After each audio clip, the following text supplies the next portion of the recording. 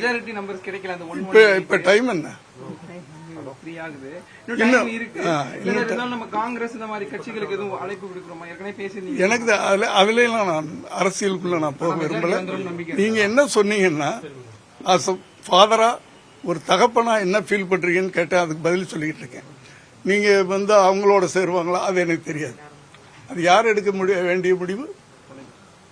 அவர் எனக்கு தலைவர். அவர் தான், நான் தொண்டன் தான். மகன் அவருடைய நம்பிக்கை, அதுவும் அசைக்க முடியாத ஒரு நம்பிக்கையில் இருந்தாரு. நம்பிக்கையோட இருக்க, வெற்றி நமதே அப்படின்றதுதான் அவருடைய ஒரு தாரக மந்திரமா இருந்துச்சு.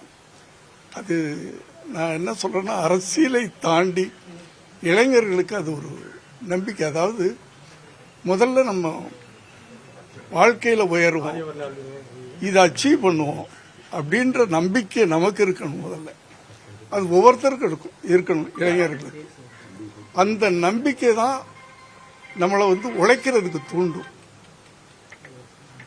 அதனால ஏன்னா இப்போ அவர் செய்து காட்டியிருக்கார். நான் தான் சிஎம்ஆ வருவேன் அப்படின்னு 2 வருஷத்துக்கு முன்னாடி அவர் இந்த பயணத்தை ஆரம்பிச்சார்.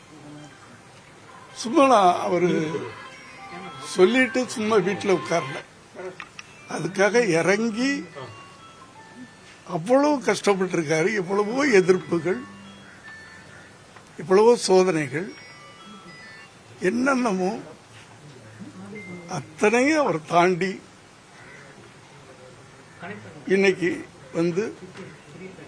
ஒரு நம்பிக்கையை ஏற்படுத்தியிருக்கிறார். அந்த நம்பிக்கைக்கு தமிழ்நாட்டு மக்கள் உயிர் கொடுத்திருக்கிறாங்க.